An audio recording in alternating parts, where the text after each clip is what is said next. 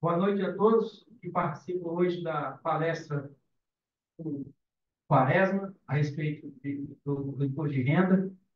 Eu tenho aqui do lado o Cid, que vai fazer a apresentação dele, mas eu quero lembrar a todos que segunda-feira, nós temos o ENAI. A Carolina já me recordou que não existe mais inscrições presenciais, e sim inscrições virtuais. Peço a todos aqueles que ainda não têm feito a inscrição, que façam a inscrição. E no dia 12, no nosso almoço, lembrando também pela nossa colega Sula, nossa colega Sula, de que cada um deve levar uma lembrancinha para presentear nossos amigos, fazendo lá um amigo oculto, fazendo um sorteio. Não deixem de levar uma lembrança, alguma coisa que a gente possa agradar ao seu colega no dia 12 do nosso almoço. Em razão disso, eu vou passar agora para o Sidney. O Sidney vai falar, vai apresentar o Quaresma e depois a gente vai ser saboreado aí com o conhecimento do nosso palestrante hoje. Obrigado, doutor Cláudio. Boa noite a todos e todas. Hoje, com muita satisfação, nós estamos recebendo aqui não só um técnico, como um amigo nosso, da BAMI, de longo tempo, e ele vem sempre nos socorrer, principalmente em momentos difíceis aí de imposto de renda. Ele hoje está vindo aqui, o Leão das Quaresma, todo mundo conhece, tem um vasto currículo. Vou fazer uma breve, vou reduzir esse currículo dele, dizer que o Leônidas é auditor fiscal da Receita Federal, com 37 anos de experiência, e hoje está aposentado. Foi responsável por mais de 20 anos pela análise das declarações de imposto de renda de pessoas físicas do Rio de Janeiro.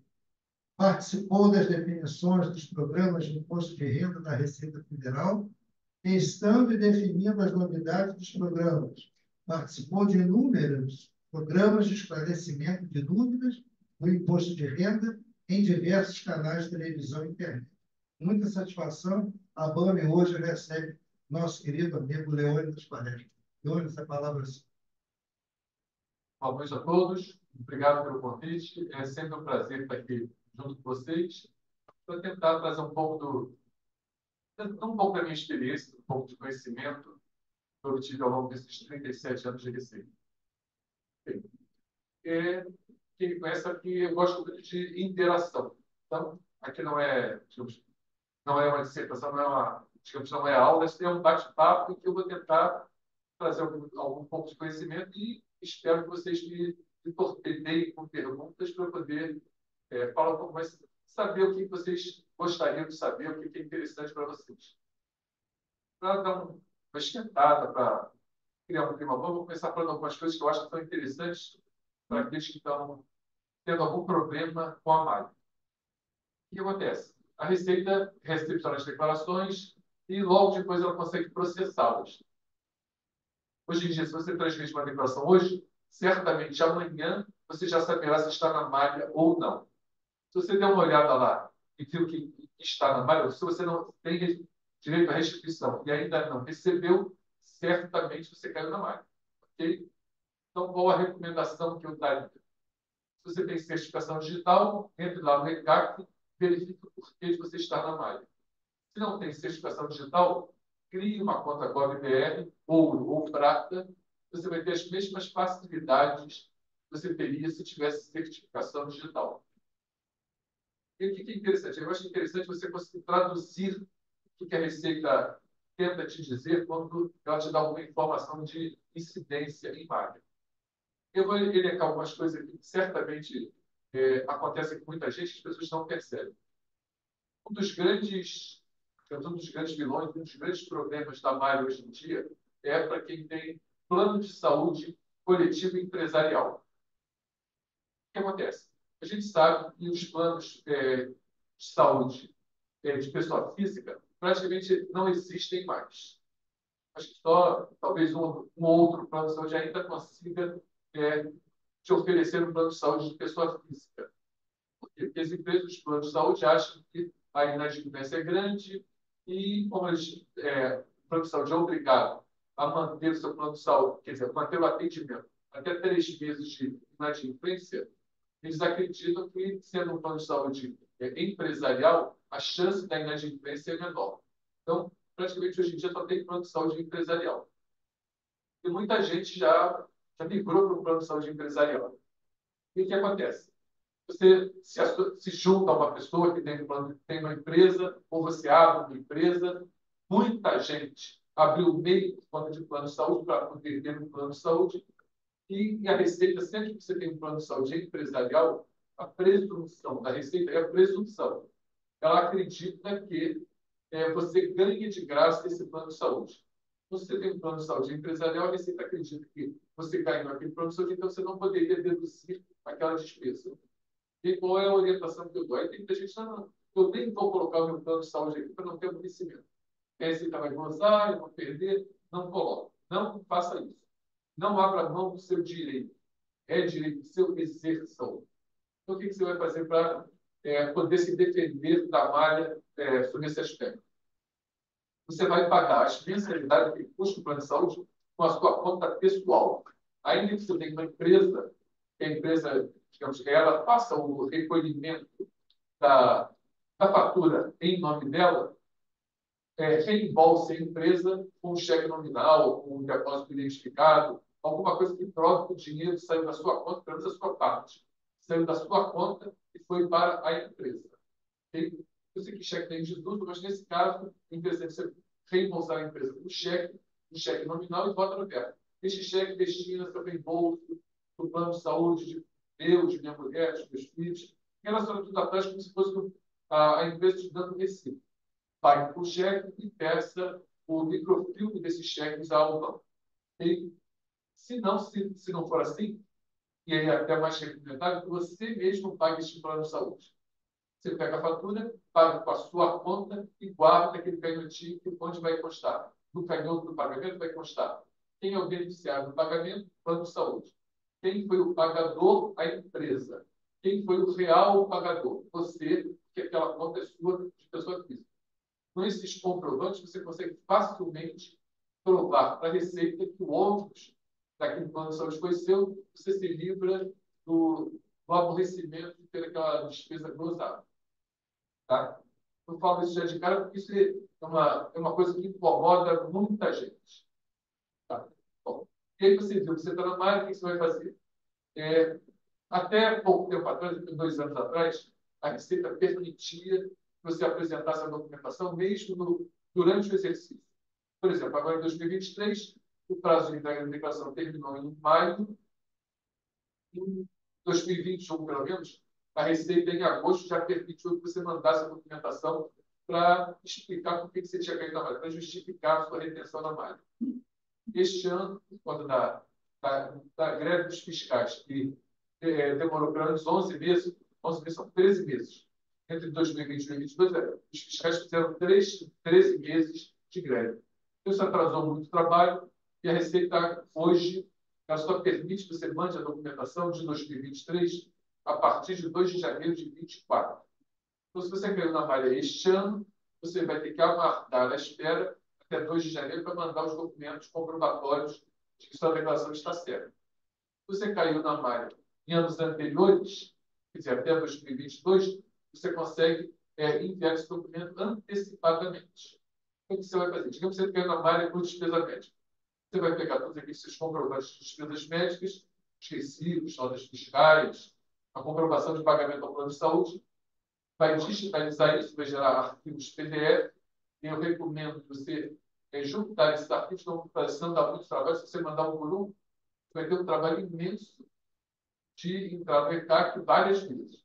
Junta tudo no arquivo PDF, entra lá no ECAC com o código de acesso, pode até ser com código de acesso, bota agora IBL ou certificação digital, e qual é a recomendação que eu faço?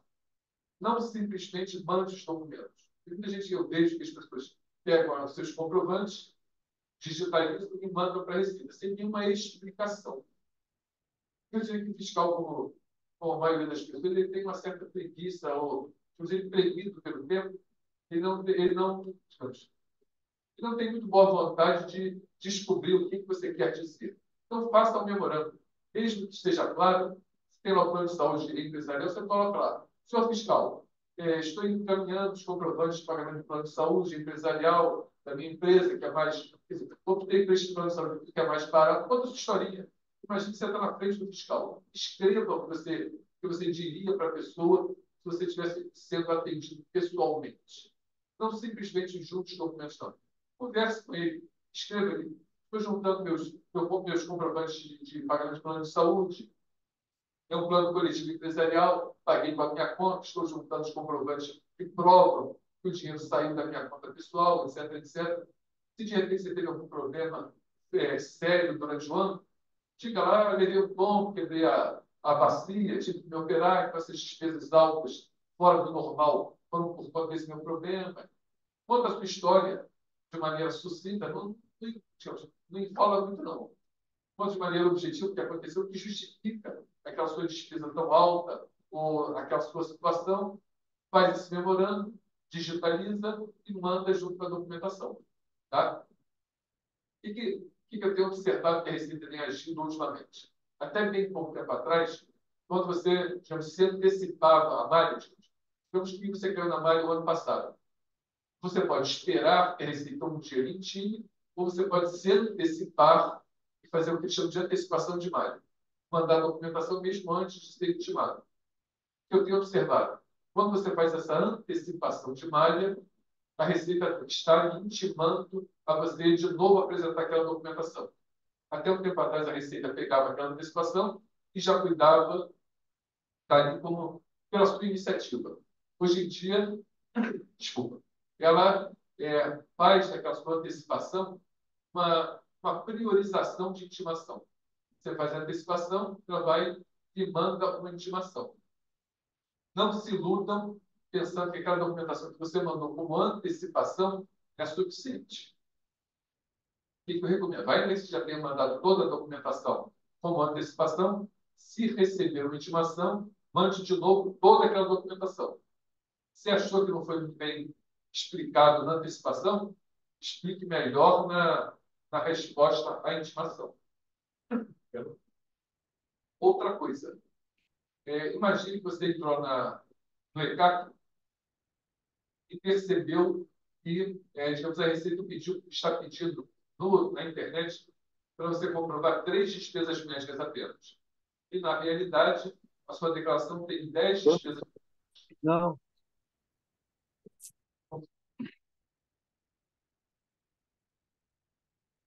Na realidade, você tem 10 despesas médicas.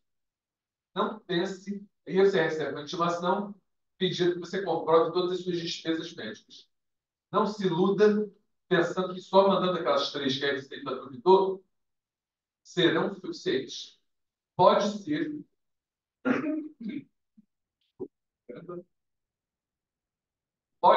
que o fiscal, vendo que você foi intimado, apresenta todas as despesas médicas, ache que você não juntou as outras 7, você só mandou aquelas 3 que apareceram na internet, porque você não as tinha.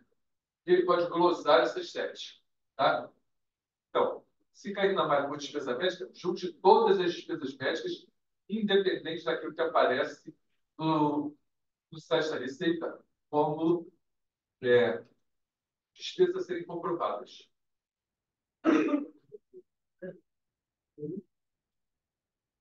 Queria fazer uma pergunta dentro dessa linha de intimação e de despesas médicas. Chegou no escritório uma intimação.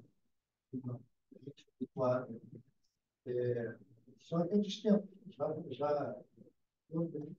faleceu, apartamento vazio. A pessoa, quando abriu a caixinha de correio, estava na intimação, mas tem meses das intimações.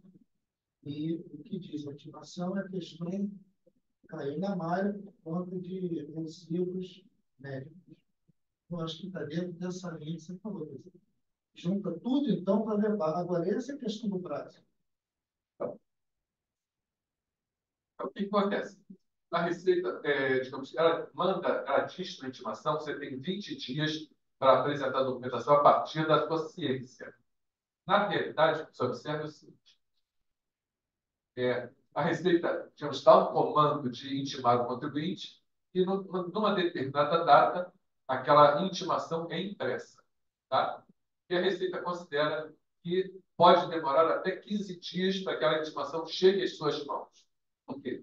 Porque tem o tempo digamos, da postagem, a entrega para o correio na sua residência, pelo menos 3 vezes, para tentar te entregar pessoalmente.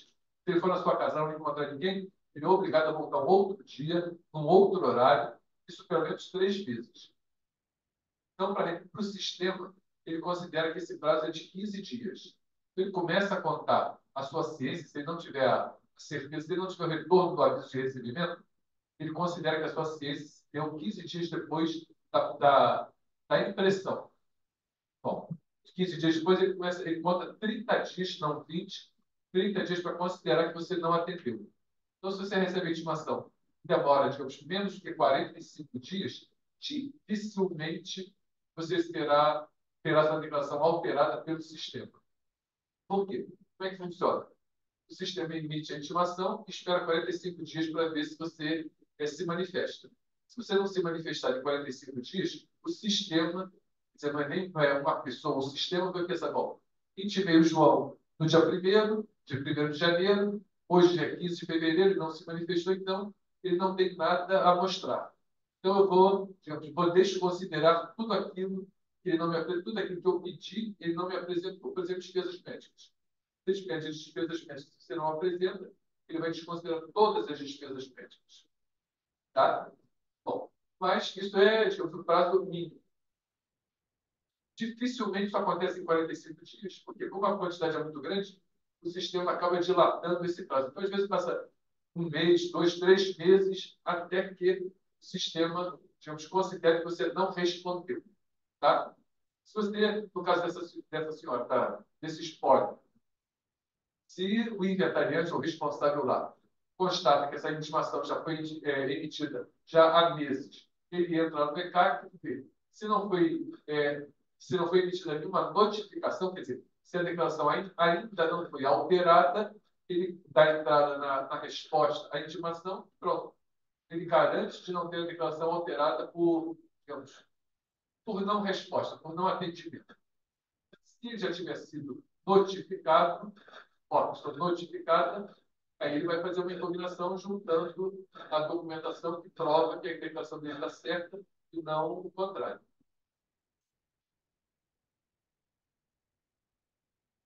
Tem as dúvidas. Eu preciso de dúvidas para poder saber o que vocês precisam saber. Agora você vai já começar a responder as dúvidas. Você tem nenhuma outra dica para passar? Então, na medida que as pessoas forem perguntando, eu vou lembrando e vou trazendo mais.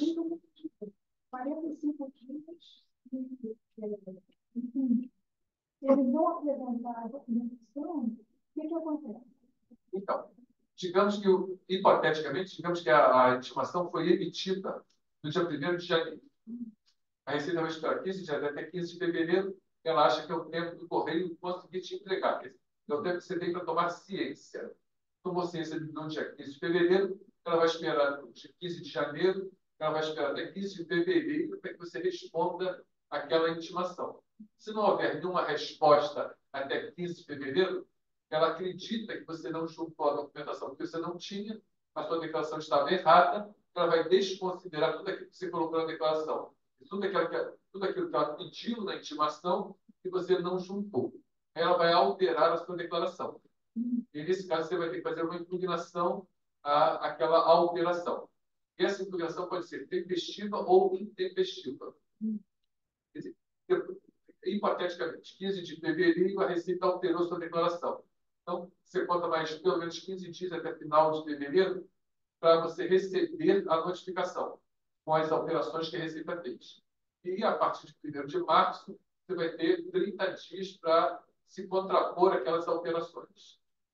Se você fizer a sua impugnação, no nosso caso hipotético, até o final de março, se a Receita por algum imposto a pagar, aquela cobrança fica suspensa até que a Receita julgue se você estava certa ou não. Se você fizer essa impugnação intempestivamente, quer dizer, depois de abril, a Receita vai analisar aquela sua impugnação, só que isso não vai suspender a cobrança. Corre o risco de você vir a ser inscrito em dívida ativa da União. Tá? Então, isso implica em prejuízo. Implica em você. Um prejuízo de certa maneira, por quê? Imagine que você fez uma impugnação intempestiva. Você tem certeza que a Receita vai analisar aquela sua impugnação. Só que a Receita considera que você está em dívida. Quer dizer, aquela cobrança não fica suspensa.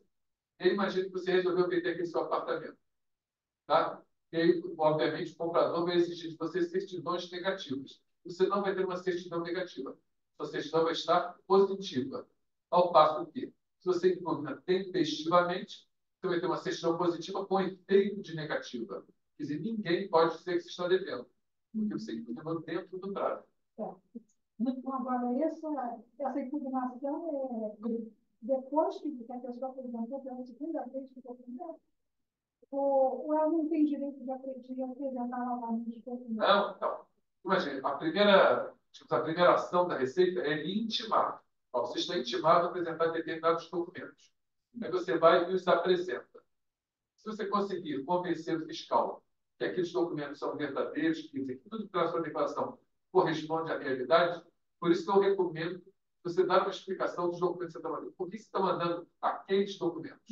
Eu estou juntando tal coisa por tal motivo, estou juntando tal coisa por tal motivo. Eu dei exemplo dos casamentos, mas pode ser qualquer outro. Uma suposta omissão de aluguel.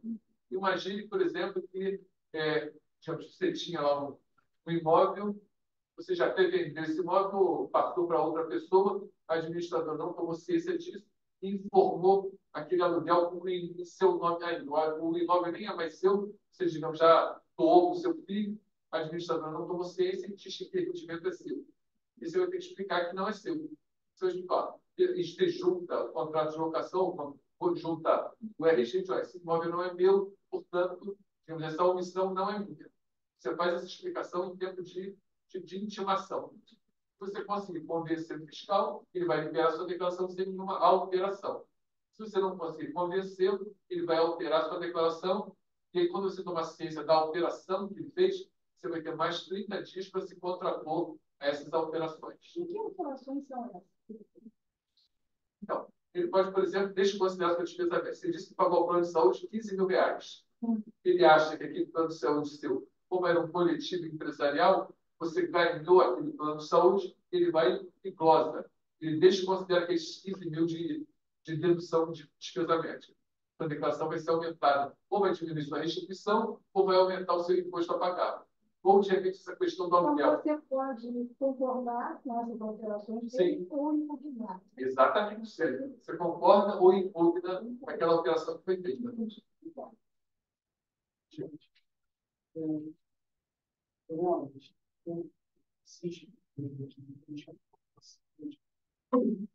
Aquisição de 1960, não.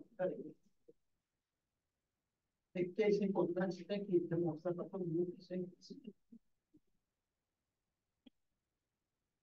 Casal adquiriu um imóvel em 1970. Na época, acho que não é da mulher, né? Mas, aí vamos lá. Em 2001, Marcos estava casal, chegou a uma universal. Em 2001, se separaram. Aquele ficou com o marido, ex-marido, no caso, ele veio a óbito esse ano, 2023. Na declaração de imposto de renda, no valor de R$ 30.000.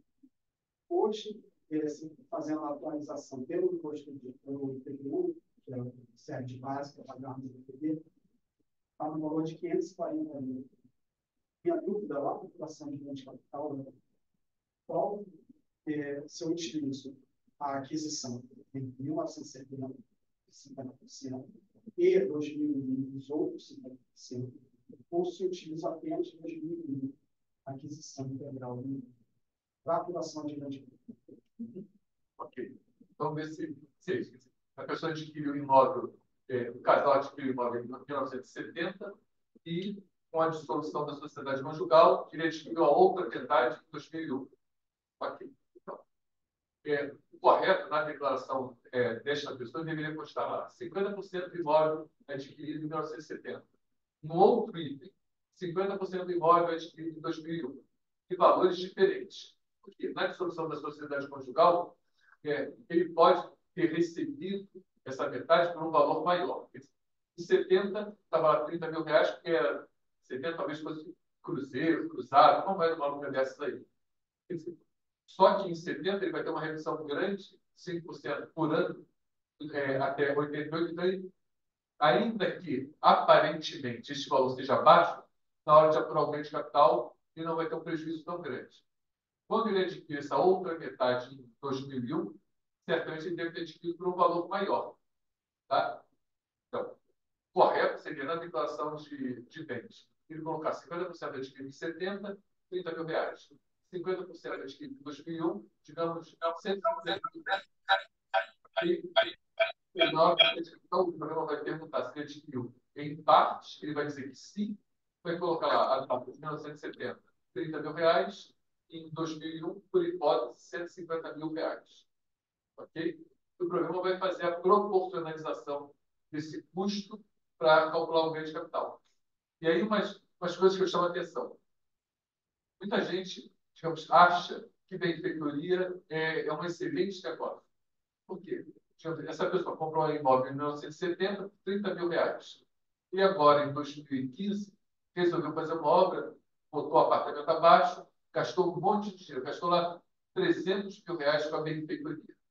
E fez com que o imóvel valorizasse, passasse para 1,5 milhão de reais. E o que acontece? Na hora que ele vai fazer a apuração do ganho de capital, o programa ele vai proporcionalizar o custo em 1970, aqueles 30 mil reais, os 300 mil reais de 2015. Conclusão, a benfeitoria vai ser prejudicial a ele. Ele vai acabar tendo um valor de ganho de capital apurado maior do que aquele se ele não tivesse feito benfeitoria nenhuma. O que eu quero chamar a atenção para isso? Nem sempre benfeitoria é um bom negócio, sob o ponto de vista do ganho de capital. Se a benfeitoria foi feita próxima da data de aquisição, vale muito a pena. Se a benfeitoria foi feita muito depois da data de aquisição, não vale a pena. E uma dica que eu dou. Imagine que a pessoa era corretíssima, fez a declaração dele em 1970, colocou o valor do imóvel dele, o equivalente, que seria hoje a 30 mil reais. Ok? Botou lá, sei lá, 50 milhões de cruzeiros, que hoje seriam 30 mil reais.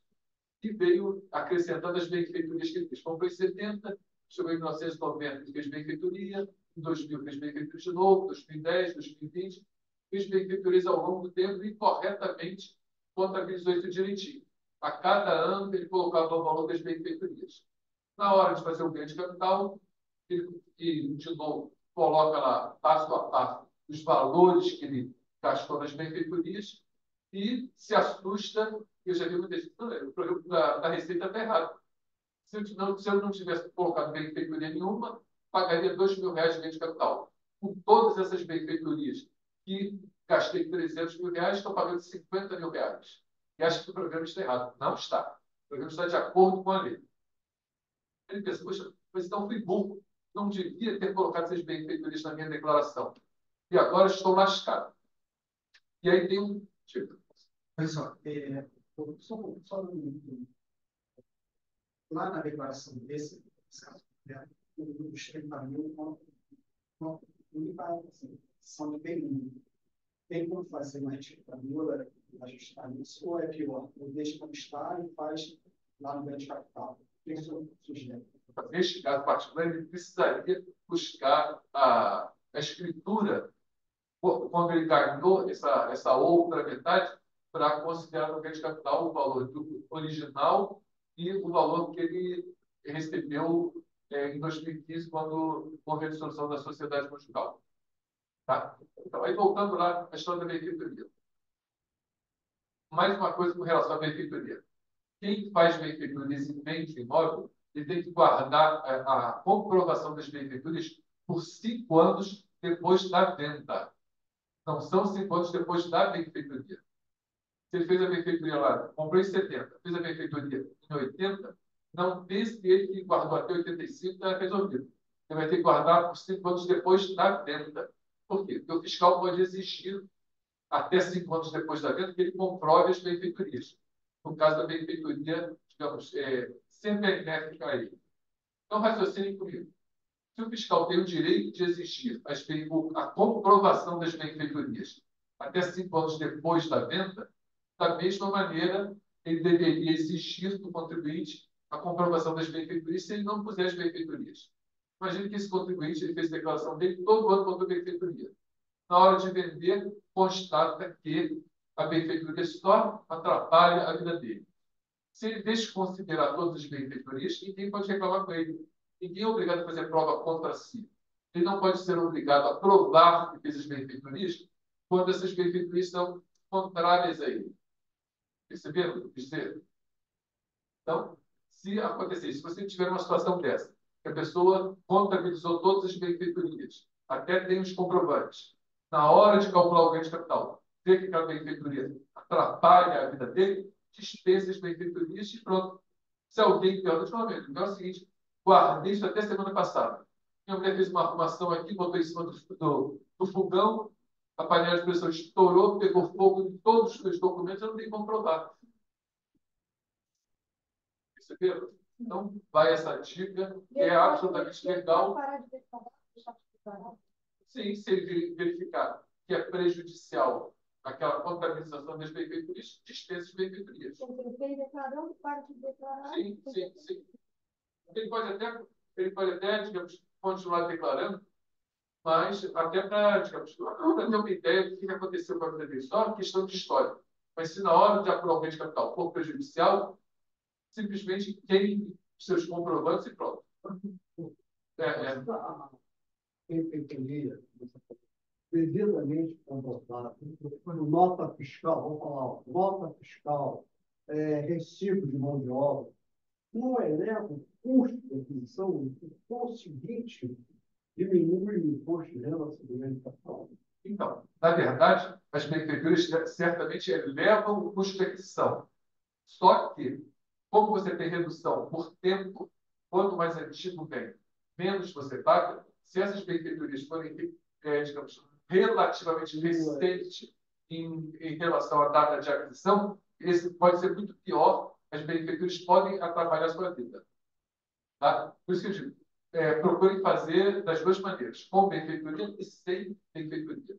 Se a benfeitoria lhe prejudicar, esqueça a benfeitoria. Então, o herdeiro recebeu de herança um imóvel de 1 milhão. No final, fez benfeitoria de 300 mil. Lá na declaração final, escolhe o valor, aquele valor coloca, pode botar 1 milhão mais 300 mil, porque o herdeiro vendeu o imóvel por 2 milhões. Então, vamos lá. A questão que está sendo levantada aqui é a transferência causa morte. Então, e a questão é, temos um falecido, adquiriu o imóvel numa determinada data e fez muitas benfeitorias. Então, o inventariante tem a obrigação de apurar o ganho de capital. No caso, se o inventariante constatar, bom, e aí tem duas situações em que você pode trazer o bem a valor de mercado, independente do valor da escritura. É a transmissão causa-morte e a doação em adiantamento da legítima. Imagine que você tem lá o seu apartamento que lhe custou, na sua aplicação, por 100 mil reais, você resolve doar esse apartamento para sua filha. E aí você diz, não, esse apartamento está valendo 3 milhões de reais. Eu vou doar por 3 milhões de reais. Por quê? Porque eu comprei esse apartamento em 68 e, digamos, não vou pagar nada de ganho de capital. Ainda que na escritura de doação, você, até para efeitos de PPI, de PCMP, você diga que está transferindo aquele bem por, digamos, 500 mil reais, ao invés de 3 milhões, na declaração, você pode dizer que transferiu para sua filha por 3 milhões de reais.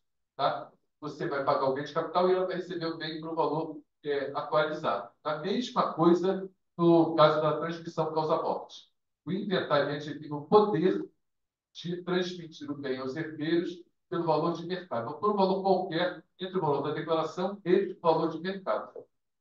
E nesse caso, chama a atenção que é o seguinte: antigamente, há uns anos atrás, eu diria que sempre, sem dúvida nenhuma, era vantajoso você transmitir o bem para valor, a valor de mercado. Por quê? Quer dizer, quem recebe o bem certamente pagaria muito menos ganho de capital, recebendo esse bem a valor de mercado, do que se recebesse pelo valor original do transmitente, do transmissor. Tá? Por quê? Porque quem doa ou quem, digamos, espólio adquire esse bem anteriormente, ele valeria mais a pena transmitir a valor de mercado. Só que, depois que criou-se aquela MP do bem, você precisa estar atento para a perspectiva futura do herdeiro ou do donatário. Por quê? Imagina alguém que adquiriu um bem em 2.000, tá? Por um determinado valor. O tempo passou, ele agora resolve doar esse bem para a filha e vê que, digamos, o bem está muito valorizado. Se ele resolver atualizar esse bem, esse transmitido a valor de mercado, ele vai pagar um determinado valor de ganho de capital. Mas antes disso, o que eu faria no lugar dele? Perguntaria a ele, cara, qual é a sua perspectiva futura? Você pretende, daqui a um tempo, vender esse bem, esse imóvel residencial, para comprar um outro? Se ele disser assim, eu estou ajudando, você vai vender esse apartamento, mas eu não gosto muito daqui, digamos, vou ter filhos, logo, logo eu vou querer vender esse apartamento para comprar o maior. Então, não pague ganho de capital. Doe então pela sua declaração, não apure nada de ganho de capital. Por quê? Porque sua filha, quando vier a vender e aplicar na compra de outro, ela não vai pagar nada. Senão você estará antecipando o pagamento de imposto que não será necessário no futuro. Você está dizendo, não, realmente esse apartamento para mim está ótimo, eu jamais vou vender, tenho, digamos, grandes lembranças dessa casa, jamais vou vender. Também não precisaria pagar o ganho de capital. Agora você vai dizer, não, eu vou vender, mas eu não quero saber de imóvel mais não. Vou vender, vou gastar tudo, vou torrar isso em viagens, fazer outras coisas, comprar um carro, vou curtir a vida com a venda desse carro, desse imóvel. Aí sim, vale a pena quem está transmitindo pagar o ganho de capital para que essa pessoa que está recebendo receba por um valor alto na hora de vender, não apure o ganho de capital alto. Eu também. Pode falar. Pode fazer? Pode. Microfone, né? Porque o pessoal do chat está falando. O pessoal do chat está falando que quando está funcionando. Está funcionando. O GCAP, ele pede 4 variáveis, não é isso? Custo de aquisição, data de aquisição, valor da alienação e data da variação. Isso, exato. É isso? A pergunta é o seguinte: no caso do herdeiro, a data de aquisição é um óbvio? Sim, sim. O que acontece? Quando você, digamos, falece, o herdeiro, ele já sabe que com certeza ele tem um pedaço daquilo que você deixou. Ele não sabe exatamente quanto daquilo que ele deixou você vai receber, nem o que você vai receber. Imagine que um pai morreu e deixou 4 imóveis e tinha 4 filhos. No momento da morte, os 4 filhos sabem que são donos daqueles 4 imóveis. E os filhos não sabem o que será feito. Se cada um vai ficar com um quarto de cada um dos imóveis, se um vai ficar com cada um deles. Então, por isso que a data da aquisição pelos herdeiros é a data da morte do pai. Ok? Deixa eu só fazer uma pergunta. Tem um princípio, sabe dele, que os bens são transferidos na abertura da sucessão. Então, aí tem 2 situações. Digamos, a data de aquisição pelo herdeiro é a data da morte de quem deixou. A data de alienação pelo espólio é a data do final do espólio, do inventário. Tá? Então, digamos, uma pessoa que faleceu 10 anos atrás. O herdeiro já era dono daquilo, ou pelo menos parte daquilo, já há 10 anos. Mas enquanto não encerrado o inventário, considera-se que ele bem é do falecido. Então, o ganho de capital só se dará com o encerramento do inventário. E lembrando que o ganho de capital apurado pelo espólio, o vencimento desse ganho de capital é a data da entrega da declaração. Diferentemente daquela pessoa que é viva, que o ganho de capital, o vencimento, é no último dia útil do mês seguinte ao da alienação. Leone, você falou sobre a doação de adiantamento de legítimo. E quando tem a doação simples, sem ser adiantado, quando ele declara que não faz parte de adiantamento legítimo, né? Tem o mesmo significado? Não. Quando você faz uma doação que não seja como adiantamento da legítima, que vai valer como valor de aquisição, é o valor da escritura. Tá? A diferença é essa. Na transmissão causa-morte e na doação em adiantamento da legítima, o doador ou o inventariante ele pode atribuir o valor que ele quiser até o valor de mercado. Nas outras doações ou nas outras, digamos, aquisições ou alienações, é o valor que constar na escritura. Pode falar. Você está comentando a respeito do Descartes. Eu tenho uma cliente que faleceu por causa do teve óbito em 2021. O banco, eu pagava para reunião, tudo certinho. O banco mudou o código de carreira. Ao invés de pedir colocar 31 de janeiro como data, eu botou 31/01 como código. Parece que tem imposto de importação, inclusive. Só que ela, como já deu óbito, eu consigo fazer acesso para fazer verificado. Como é possível? Vai a dica.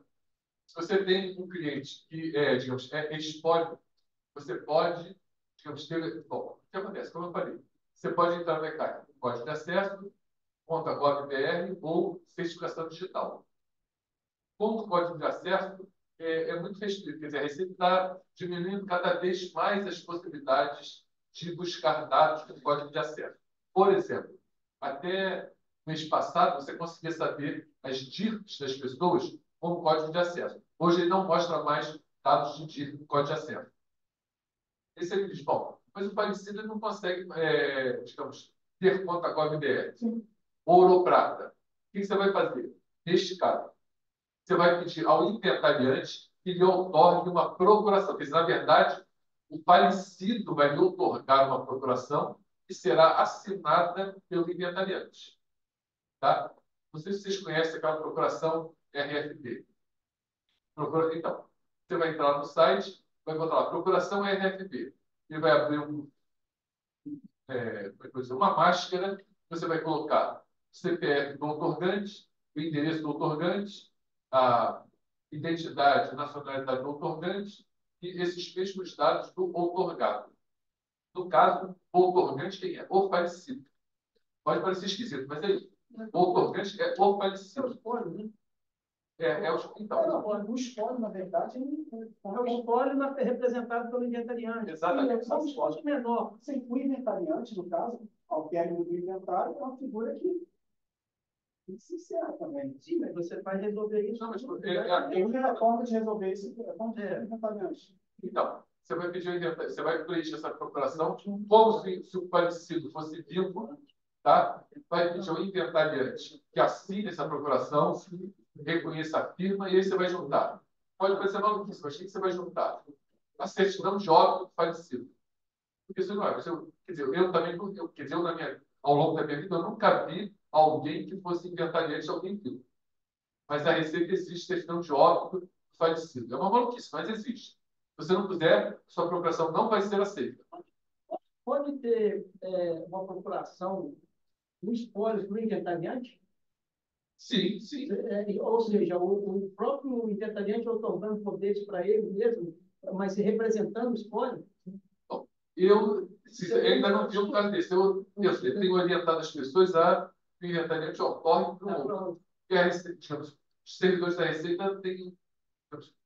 A Receita tem uma maneira de pensar diferente, como eu estou falando.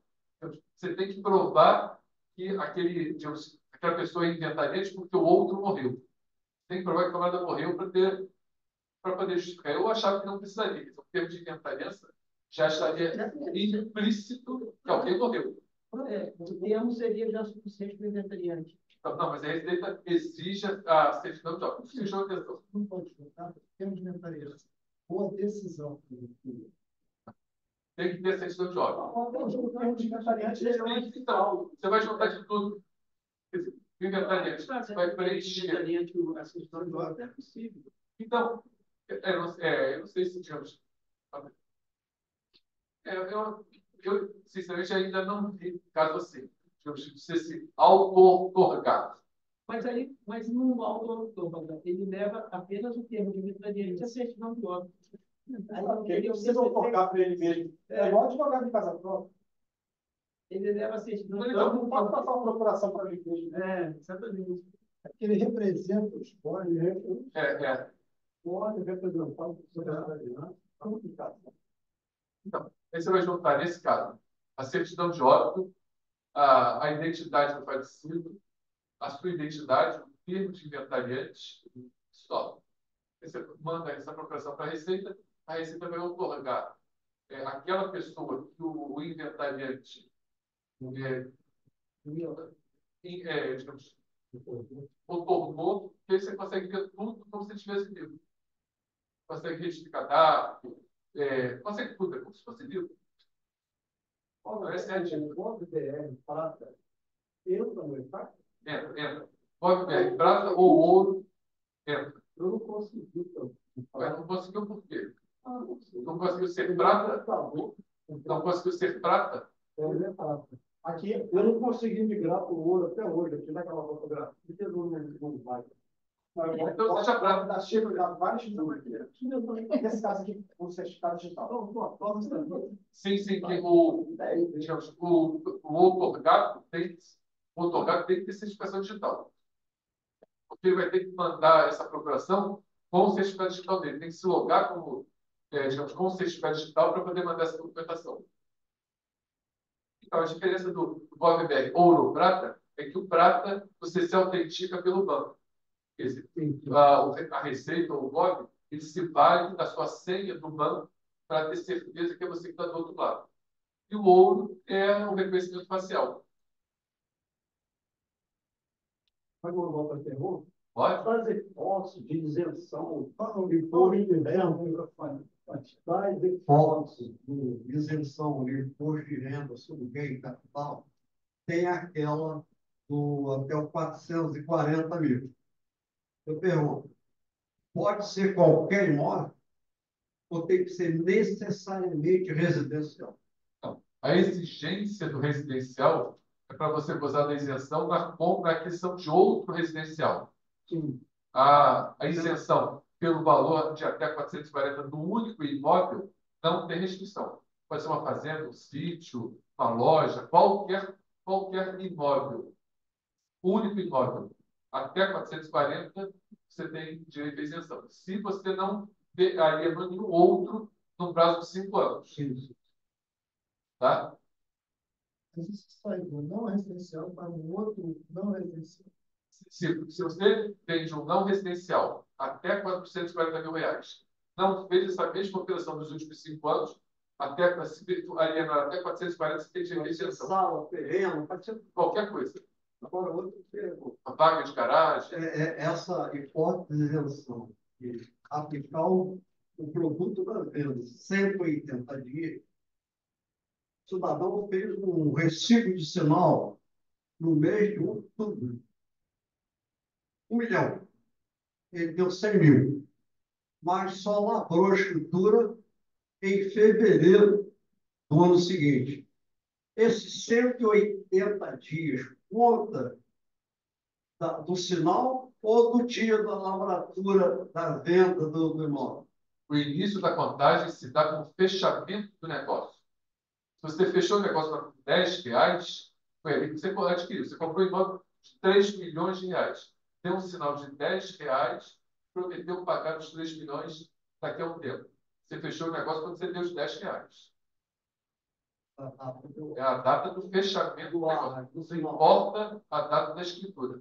Até porque tem muita gente que, digamos, correndo risco, resolve fazer escritura muito tempo depois. Porque não tem dinheiro para pagar o IPVI, o RGI, coisa e tal. Então, a data do negócio, A data da contagem do prazo é a data do fechamento do negócio. Lembrando que, aí eu lembrando algumas coisas. O contribuinte ele tem 180 dias para adquirir um outro imóvel. Se ele não consegue adquirir outro imóvel dentro desses 180 dias, ele tem mais 30 dias para pagar sem multa. Então, na realidade, ele tem 210 dias para pagar sem multa. Isso no sistema, ele consegue entender isso e não cobrar a multa se ele disser que entre a data da alienação e a data do pagamento tiver 210 dias. Ok?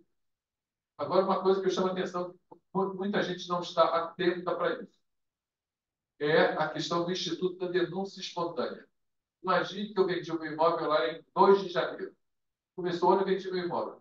E tinha expectativa de adquirir outro. Passados os 180 dias, eu não consegui comprar. Não achei, não me interessou. E aí, eu teria até 210 dias para pagar só no juros seriam. Mas ele me distraí também não paguei com 210 dias. Mas chega agora na hora de apresentar a declaração de renda, mas nem apurei o ganho de capital. Deixa eu apurar o ganho de capital. Eu vou lá, apuro o ganho de capital e vejo que eu tinha que pagar 50 mil reais de imposto. Mais 20% de multa, vai mais 10 mil reais. E mais o juros serviço. Caramba, e agora? Devia ter pago essa porcaria lá em até 210 dias para não pagar esses 10 mil de multa. O que o contribuinte deve fazer? Pagar o ganho de capital sem a multa, só o juros Selic, antes de entregar a declaração. Tá? E aí, o que vai acontecer na prática? Você vai dizer que vendeu seu imóvel dia 2 de janeiro, pagou dia 30 de... Se considerarmos que o prazo de entrega de declaração será final de maio, 31 de maio, ele pagou aquele ganho de capital no dia 28 de maio, 2 dias antes de entregar a declaração. Não é a data do prazo de entrega, é a data que ele efetivamente entregou a declaração. Ele pagou no dia 28 de maio e entregou a declaração no dia 31 de maio. O que o sistema vai fazer? Ele vai ver que o contribuinte aprovou o ganho de capital em janeiro, deveria ter pago até o final de fevereiro, não pagou, passaram os 210 dias e também não pagou, e veio pagar agora em maio do ano seguinte. O sistema o que vai fazer? Vai pegar aquele pagamento dele e vai fazer a imputação. Vai quitar parte do principal, parte da multa e parte dos juros. E ele certamente vai receber um aviso de cobrança cobrando aquela diferença da multa não paga. Vocês, poxa, mas esse camarada está maluco. Ele falou tudo isso, mandou eu pagar antes de entregar a declaração e disse que agora eu vou receber a multa? Sim. O fato de você receber a cobrança da multa não quer dizer que você deva. O que você vai fazer na prática? Você vai formalizar um processo invocando o artigo 138 do CPM e provando que pagou antes da entrega da declaração. Com pouco tempo, a Receita vai cancelar aquela cobrança, está tudo certo. Então, o que eu digo? Não se assustem, não tenham medo de exercer o seu direito. É direito seu, exerçam. Independente de ser a Receita, de eu tenho medo da Receita, perco meu sono, não perca, não. Exerça o seu direito e pronto. Essa questão do denúncia espontânea, eu gosto de chamar a atenção porque pouca gente lembra disso na hora digamos, que faz a dívida.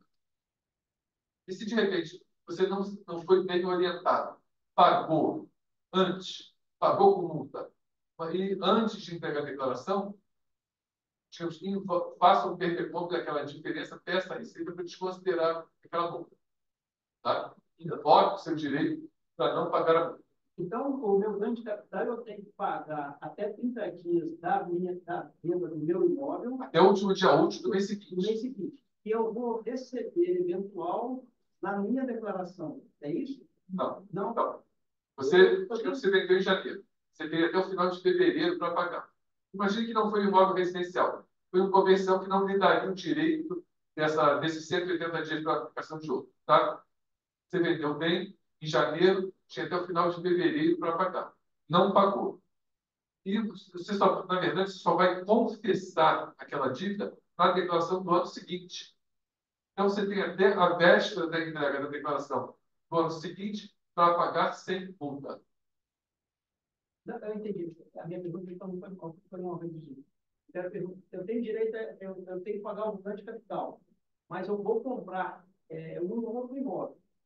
Eu pago, eu tenho 30 dias, eu tenho que pagar e eu tenho 180 dias para comprar outro imóvel. Aí eu comprei nesse prazo de 180 dias. Eu peço a restituição ou eu seguro esse imposto que eu sei que eu vou comprar outro imóvel para ter isenção? Não. Você segura durante 180 dias para comprar o imóvel.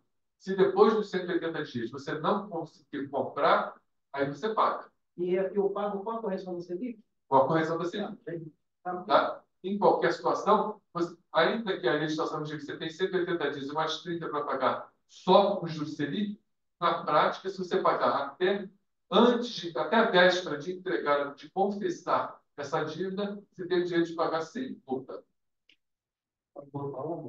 Caixa 2, imóvel de 2 milhões. Aí o vendedor falou assim, tá vendo? Eu estou no meio dessa confusão. Nós vamos conseguir, vou dar um desconto de 200 mil, vamos fazer uma escritura de 1 milhão, os 800 mil estão por fora. Meu cliente é o comprador. Eu falei, esse teu dinheiro está quente na Receita Federal? Está tudo declarado. Então você vai se prejudicar, porque quando você for vender, um ganho de capital, é isso mesmo. Exatamente isso. Se você compra um bem e, digamos, escritura por um valor subavaliado, quer dizer, por um valor A menor, Receita pode fazer revisão desse cálculo? a Receita não vai saber. O que acontece? Quem vender por um valor menor, ele vai ter um problema que ele vai ter o dinheiro gelado na sua mão. Ele não vai conseguir justificar aquele enriquecimento. E na hora que ele vier a vender esse bem, que ele adquiriu por um valor menor, ele vai ter um prejuízo, porque ele vai ter um ganho de capital grande. Eu diria que não vale a pena, não. A menos que ele tenha outras maneiras de esquentar esse dinheiro. Mas eu não recomendo. Quando ele vende, lá para a escritura, já não há uma relação, não há uma receita. Então, quando é efetivada a venda, o cartório ele é obrigado a mandar para a Receita a chamada de DOI, Declaração de Operações Imobiliárias. E a Receita vai saber por quanto foi vendido aquele bem. Então, se ele vende o bem, na escritura está por R$1 milhão, e ele recebe por fora mais R$800 mil, ele vai ter dificuldade de esquentar aqueles R$800 mil. Onde ele arranjou esses 800? Ele corre o risco da Receita vir, ele teve R$800 mil, digamos, como entrada não justificadas, e aí cobrar, no mínimo, 15% ou tabela progressiva desses R$800 mil que ele não conseguiu esquentar. A escritura de inventário institucional bem variado em 540 mil. Um bem ficou variado em 540 mil. Só que as partes veem que esse valor não é a realidade. Vamos que a realidade seja R$300 mil. Ele vai pagar o IPCMD em cima dos 540, mas na escritura pode sair, na escritura pública de inventário pode sair por 300 mil, ou não. Ele ou sai pelo valor que estava na variação, ou pelo valor de 540 mil. Assim, isso é claro. Na transferência causa-morte, Sim. o inventarista pode atribuir o valor que ele quiser. Tá? Ele pode colocar o valor que está na declaração, que constou na declaração, na última declaração do falecido, ou o valor de mercado. Se a escritura constou um valor menor até o valor do IPCMD, se o inventarista quiser, ele pode botar este valor, ele bota o valor que ele quiser. Se for o caso, digamos, ele querer botar um valor baixo para não pagar o ganho de capital, esse problema pode tranquilamente. Tá? Porque ele paga o ganho de capital depois. Sim. É o valor. Não fica preso nesse valor. Não. Transmissão causa-morte. E doação em adiantamento é legítimo, ele bota o valor que ele quiser entre o valor da declaração e o valor de mercado. Quando você faz essa declaração do valor que você quer, não tem nenhuma sanção, não tem nenhum pagamento sobre o imposto, ganho de capital, nada. Então, o ganho de capital, ele vai pagar o ganho de capital se o valor de transferência for maior do que o valor que consta na declaração do falecido ou do doador. E quem paga o imposto? Não, é sempre o espólio que paga. Então, se esse bem foi adquirido há muito tempo atrás, vale muito a pena trazer a valor de mercado, bem próximo do valor de mercado, e não vai pagar nada. É 20% é muito grande, muito. Tá? 35%, De qualquer maneira, 15, 20 vezes, né? 68, 88. Ah, sim, isso. Assim, anula, né? Sim. Pode ser 100 milhões, né? Pode esticar o máximo aí esse valor, por exemplo, não quer fazer o ganho de capital. Mas, por exemplo, quando o seu pastor chegar até 400 mil, ele fala, poxa, Se for um único imóvel. sim, não, eu entendi. Esquecendo a isenção. Vamos supor, esquecendo a parte da isenção. O bem que estava avaliado em 500 e poucos mil, utilizando pelo programa de ganho de capital, se eu for, ele chegando até o valor de 400, 450, ele pagava zero de imposto. Pode esticar até isso, mas antes de ser feita a escritura, não é isso? Tinha outra dúvida. No caso de final de espólio, ou transmissão causal, você pode voltar o valor que quiser. Imagine que, digamos, estava lá com 50 mil imóvel, e aí você, pelo tempo, você vê, se você, por exemplo, como você disse, se você esticar para 400 mil reais, ainda que bem parecido, mas se você precisar de 400 mil reais, você vai pagar muito pouco de imposto, 10 reais de imposto. Você pode botar os 400. O azar vai ser seu na hora que for vier a vender, esse bem vai estar subavaliado. Você pode botar o valor que quiser. Entre o valor da declaração e o valor de mercado, qualquer valor. Eu digo, sim, tem que respeitar o que está lá na escritura do inventário, no caso, né? Não. Está indo sair dói? Por exemplo, a Receita não vai dizer assim, olha, você recebeu por tanto. Não. Para a Receita vale o valor de transferência que o inventarista atribuiu. Nesses dois casos, transmissão causa morte e adiantamento da legítima, não importa o valor da escritura. O dom é do cartão. A Receita vai se valer, vai buscar a declaração do doador ou do espólio naquele momento em que foi feita a transmissão. deixa eu só fazer uma. Microfone. A Receita tem lá a declaração da pessoa, mas percebe que ela tem acesso à conta corrente. Porque, assim, o cara está falando de 800 mil, tem lá 800 mil. Como é que a Receita pode averiguar? Ou a Receita não averigua essa questão dos 800 mil que está... Então, se houver uma fiscalização, o fiscal pode solicitar ao contribuinte que ele próprio quebre o seu sigilo bancário. E é um direito do contribuinte não quebrar o seu sigilo bancário. E o fiscal pode solicitar ao juízo, justificadamente, que o juiz autorize a quebra do sigilo bancário. Mas ele não. Ele não pode acessar sua Não, de jeito nenhum. Digamos, qualquer um só pode acessar a conta bancária se tiver autorização judicial. Entendi. O fiscal pode até, digamos, ter indícios de que está errado, por conta das informações do COAF, o pessoal dizendo que aquele contribuinte teve uma movimentação suspeita, pessoal, mas ele não pode se valer disso para fazer nada. Doação. Eu estou me enfrentando esse babado, né? Do pai ajudar o filho comprar um apartamento para doar 500 mil. E para não pagar o imposto ao Estado, ele foi como um empréstimo. Foi de natura Essa conversa para mudo. Agora a pergunta é a seguinte: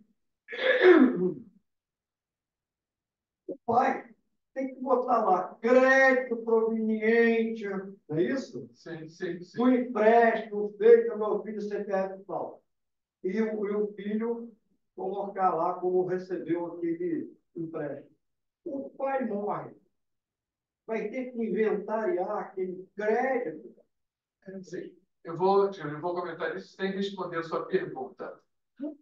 Se você resolve, digamos, emprestar um dinheiro a alguém, você tem que colocar na sua declaração um direito que você tem contra aquela pessoa e a pessoa vai colocar em dívidas de R$ o valor do empréstimo. Lembrando que, se, digamos, o credor vier a falecer, como aquilo consta na declaração, aquilo vai virar um bem de inventário. É um bem a inventariar.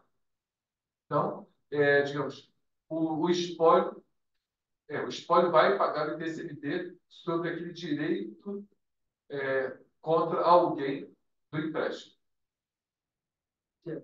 Agora, doação. Doou, colocou lá na ficha de doação um outro filho, 300.000. O filho botou lá na ficha isento, não tributável, 300.000, mas não recolheu o imposto para o Estado. E o Estado mandou uma notificação para o contribuinte. Mas tem essa agora, a Receita tem um convênio com o Estado. Antigamente não tinha isso. Até Ou você que até inventou dois- isso, não, foi eu que você inventei. que Não. inventou esse convênio. Não. Tem uma historinha. O que acontece? Até 2008 não tinha, digamos, essa informação. A Receita ela tem por obrigação o sigilo fiscal. Ela não pode dar informação para qualquer pessoa, seja lá essa pessoa quem for, a menos que tenha autorização judicial. Mas existe a possibilidade da Receita fazer convênio com, por exemplo, com os estados e municípios, no sentido de, digamos, transferir cadastro, transferir informações de interesse, digamos, doente. Tá?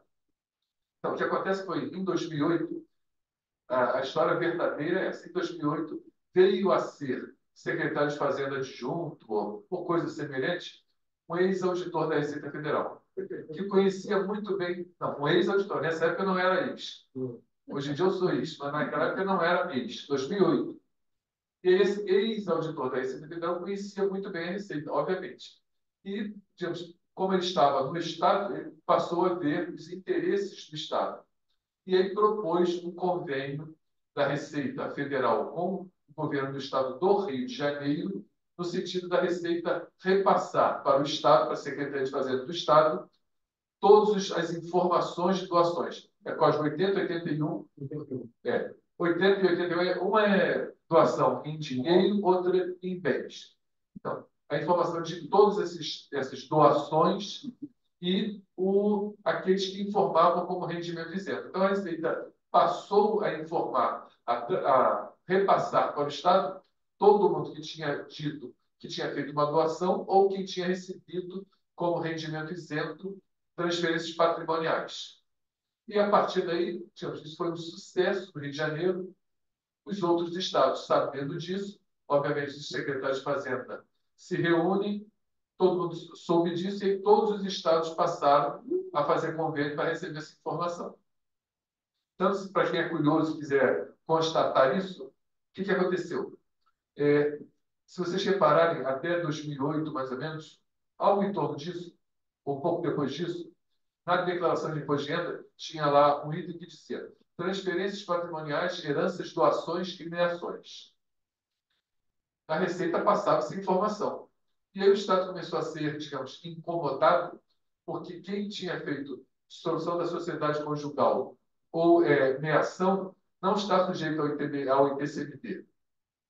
E aí muita gente foi incomodada, quer dizer, os contribuintes foram incomodados pelas Cefaz, cobrando esse imposto. Não, mas eu não sou contribuinte do ITCMD. Isso aqui eu ganhei quando me separei da minha mulher.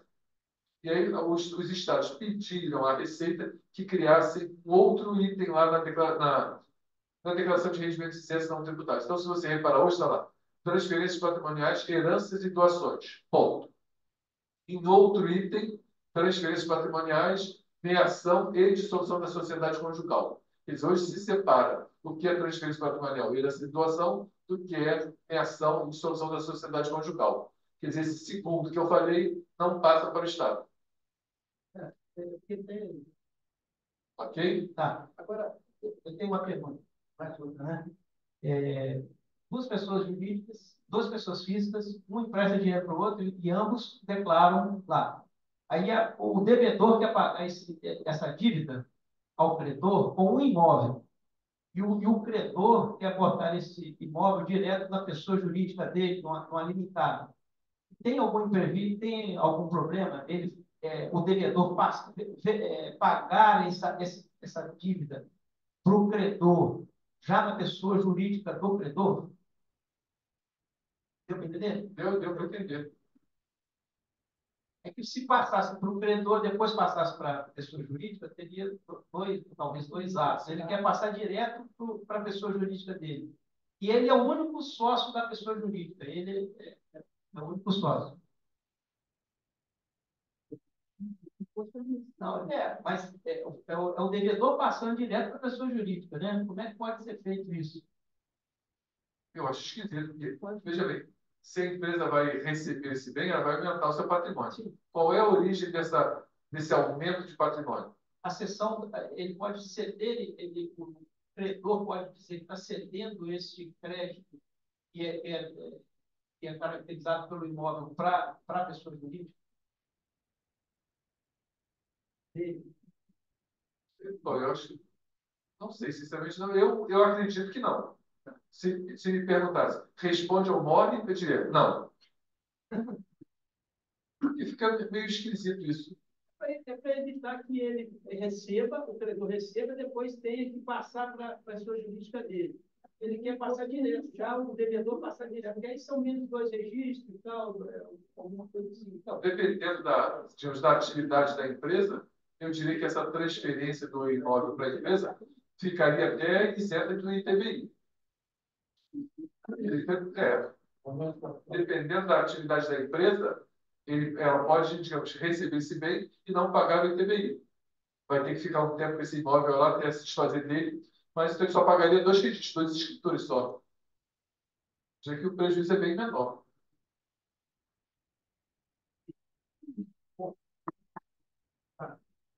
Na verdade, não é uma pergunta. Gostaria, Cléber, que você falasse um pouquinho sobre a de imóvel. Você teve alguma... Não, porque até hoje não vi nenhuma alteração na Admob. Uma coisa que tinha da Admob que deu um certo embaraço, e eu vejo muita gente. É bom falar isso porque o que acontece? Eu vejo que muita gente. Admob é aquela declaração que as imobiliárias mandam para a Receita informando quanto os locadores receberam. Tá? Bom, e aí o que é uma coisa hoje em dia cada vez mais comum? É as pessoas saírem do Brasil. Muita gente está saindo do Brasil. E a pessoa sai do Brasil, deixa aqui um imóvel numa administradora. Tá? Bom, então, alguns pontos. Quem é não residente do Brasil, se ele tem bens aqui que rendem aluguel, ele vai pagar 15% sobre o valor desse rendimento. Tá? E aí tem alguns detalhes. Ele vai ter que ser exclusivo na fonte, ele paga no dia que recebeu no dia, paga no mesmo dia. A data do vencimento é o dia do recebimento. Só que não é ele quem paga, quer dizer, não é o CPF do dono do imóvel que vai recolher esse dado. Se a pessoa é não residente, ele tem que ter um procurador aqui no Brasil que vai receber esse rendimento e vai recolher no CPF dele, no dia que receber, 15% de imposto. Tá? No ano seguinte, esse procurador vai fazer uma DIRF, Declaração de Imposto de Renda da Fonte, dizendo que transferiu àquele não residente aquele valor com aquele valor de fonte que ele pagou, que aquele procurador recolheu. Ok? Esse é o ponto. O procurador recolhe no CPF dele, procurador. Quer dizer, para todos os efeitos, o dono, que é não residente, não aparece em lugar nenhum. Só vai aparecer na DIRF do ano seguinte. E aí, o que é muito comum, o que está acontecendo muito? A pessoa sai do Brasil, tem lá os bens aqui e, digamos, tem um imóvel aqui locado e recebe aquele rendimento. E esquece de avisar para a Receita que ele saiu do Brasil e esquece de alterar na Receita que ele não é mais residente no Brasil. No cadastro da Receita existe eles chamam de flag. Tem um um dado lá que diz se o contribuinte é residente no Brasil ou não, independente do endereço. Mas você não, eu alterei meu endereço no exterior, então a Receita sabe que eu sou não residente. Tem nada a ver uma coisa com a outra. Por exemplo, por quê? Um diplomata que esteja, digamos, cumprindo missão no exterior, ele vai colocar o endereço dele no exterior, mas ele continua sendo contribuinte brasileiro, porque ele está a serviço do Brasil. Tá? Então, o fato de ter um endereço no exterior não caracteriza a situação de não residente. Essa pessoa precisa pedir à Receita que no cadastro marque que ele é não residente. Por que eu estou dizendo isso? Essa pessoa saiu do Brasil, até fez a comunicação de saída definitiva, fez a declaração de saída definitiva, mas não atentou, não tomou cuidado de pedir à Receita para que marcasse no cadastro ele como não residente. E deixou o imóvel aquilo, a ser cuidado por uma administradora. A administradora, ainda que saiba que essa pessoa é não residente, é assim. E esse aluguel está, digamos, esse imóvel está alugado por uma pessoa física. Então, a administradora vai fazer a de imóvel e vai dizer que pagou aquele CPF, que é o CPF do proprietário, aquele determinado valor. Ok? A administradora não vai dizer, não vai colocar o CPF do procurador. Vai colocar o CPF do locador, do dono. E o que acontece? A Receita vai receber aquela informação de que aquela pessoa recebeu um rendimento de aluguel, supostamente, digamos aqui no nosso exemplo, maior do que R$ 30.000, para arredondar. Então, para a Receita, que não sabe que aquela pessoa é residente no exterior, quer dizer, não está marcado no cadastro que ela é não residente, a Receita vai entender que está obrigada a fazer declaração. O que vai acontecer? Consequência disso, a pessoa vai ter o CPF pendente de regularização. E essa pessoa que saiu do Brasil deixou uma continha aqui no banco, coisa e tal, gosta de fazer suas aplicações aqui, e vai ter digamos, a sua conta no banco bloqueada por conta do CPF pendente de regularização. Ou, de repente, essa pessoa quer voltar para o Brasil e quer, digamos, se valer da isenção de pagar imposto de importação, porque ela passou mais do que um ano fora, e vai ter problemas que o CPF dela está pendente de regularização. Tá? Então, a orientação procure ver se para a Receita marcou no cadastro que ela é não residente. A mesma coisa se ela alugar para uma pessoa jurídica e não informar para essa pessoa jurídica que ela é não residente. Se ela informar para a pessoa jurídica que ela é não residente, a pessoa jurídica vai reter 15%, mas vai recolher esse imposto no Código 9478, que é aluguéis de não residentes. Se ela não avisar, a pessoa jurídica vai continuar recolhendo o Código 3208, que é aluguéis recebidos de pessoas físicas residentes no Brasil. E essa pessoa, de novo, vai ter o CPF pendente de regularização. E aí, o que essa pessoa não pode fazer? Fazer a declaração para regularizar o CPF. Tá? A tendência, quando você está numa situação dessa, a pessoa vai na Receita e a Receita diz, se o CPF está pendente de regularização, porque você não entregou a declaração. E aí, não raro, a pessoa na Receita diz, você tinha que ter feito declaração. A pessoa vai erradamente e faz a declaração. Quando ela faz a declaração, ela está sinalizando para a Receita que ela voltou a ser contribuinte brasileira. Ainda que ela tenha feito a declaração de saída definitiva, uma declaração entregue significa que no ano anterior aquela pessoa era residente. Conclusão: essa pessoa que não está no Brasil tem rendimentos lá fora e entregou a declaração aqui. E, em entregando a declaração, essa pessoa estaria obrigada a pagar aqui sobre o que ela ganha em qualquer lugar do mundo. Tá? Então, nessa situação, não faça declaração de imposto de renda. Procure corrigir essa informação errada da Receita. Acho que a Receita acha que ela é residente, ela tem que provar que é não residente. Qual é a maneira simples de fazer isso? A recomendação que eu dou para alguém que está no exterior, a Receita não sabe que ele é não residente, e ele precisa provar que é residente. Em tese, seria fácil você provar. Se você está, digamos, no Canadá, você vai pegar o quê? Sua conta bancária de lá, sua conta de luz, sua conta bancária, os documentos de lá que provam que você está lá. Seus contra-cheques, seu contrato de trabalho. Com tudo isso, você consegue provar facilmente que você é não residente desde uma determinada data. Concorda? Ok. Só que essa documentação toda vai estar em língua o quê? Não português. Inglês, francês, alemão, javanês, seja lá o que for.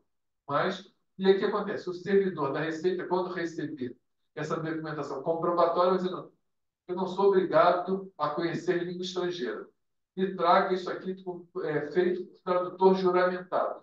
Você vai pagar uma grana preta por esse tradutor juramentado. Então, se você vai dizer, você trouxe o problema, cadê a solução? Tem solução. Vá no consulado do Brasil, onde você está, no país em que você está, leve toda esta documentação em língua estrangeira e o consulado vai te dar uma declaração dizendo que você é não residente desde tal data. Essa declaração é de graça, ou pelo menos é quase de graça, não tem praticamente custo nenhum. É um documento oficial de um órgão brasileiro em língua portuguesa, que ninguém vai duvidar que aquilo é verdade. Tá? Eu trago o problema e mostro a solução. Uma pergunta. Posso? Pode? Mas vamos fazer a última pergunta, tá? Então, pode mandar? Não, eu só ia para a segunda de moto. Tá. Então, só complementando o teu raciocínio. O que acontece? A administradora vai mandar essa informação do aluguel daquela pessoa, e se esta pessoa não tiver lá na Receita, lá no cadastro da Receita, o flag de que ela é não residente, ela vai ser considerada omissa na entrega de declaração.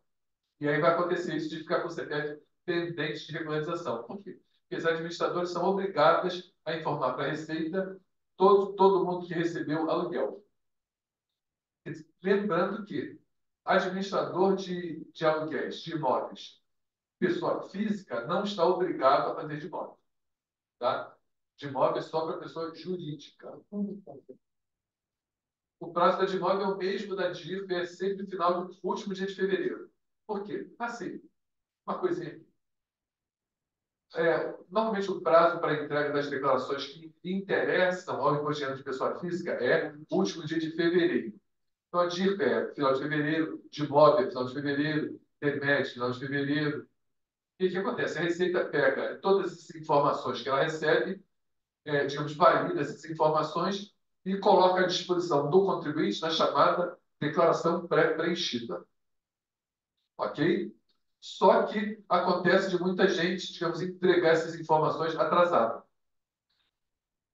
Ou entrega de imóvel atrasada, ou retifica de imóvel, ainda que tenha entrega de imóvel dentro do prazo, retifica depois do prazo essa informação da de imóvel, da DIRF, da DEMED. E o que acontece? Quando chega no último dia de fevereiro, a Receita extrai aqueles dados todos que ela recebeu, prepara e coloca lá numa declaração, quer dizer, prepara uma declaração pré-preenchida para o contribuinte. E o contribuinte, digamos apressado, no dia 1º de março, ele vai lá e busca a declaração pré-preenchida. Esse ano a Receita até só liberou essa declaração dia 15 de março. Por quê? Para dar tempo dos retardatários, coisa dela entregar uma declaração mais, digamos, mais fidedigna. E a pessoa pega, busca aquela declaração pré-preenchida no dia 1º, no dia 15, só que chegaram informações para a Receita depois do dia 15. Então, é interessante que, mesmo que você busque a declaração pré-preenchida, você verifique se as informações que estão ali estão corretas ou não. Porque você pode ter a ingrata surpresa de cair na malha e dizer, ué, mas eu busquei a declaração da Receita, então aquilo estava errado, a Receita me enganou? Não. É que a Receita não atualiza essa busca de informações. Se chegar para a Receita alguma informação depois dessa extração, vai estar diferente. Ok? Pode ter uma inconsistência. Pode ter uma diferença, sim. Entre o comprovante de rendimento e... Sim, sim. A fonte pagadora pode corrigir a informação da DIRF. A administradora de imóveis pode corrigir a de imóvel. Tá? Então, vamos lá. Oi. Eu tenho uma questão sobre pensão alimentícia. Se a pessoa que recebe pensão alimentícia esse ano pagou imposto de renda inadvertidamente, porque a partir desse ano não precisaria mais pagar, tem como ela receber a restituição desse valor pago? Tá. Pensão alimentícia. O que acontece? O Supremo, há pouco tempo atrás, decidiu que rendimentos de pensão alimentícia são rendimentos isentos. Então, aqueles que receberam pensão alimentícia desde sempre tiveram seu rendimento isento.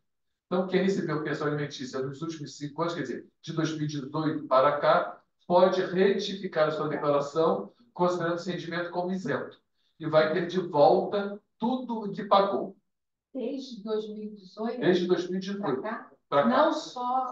Não só desse ano. pago Não. esse ano em relação ao ano passado.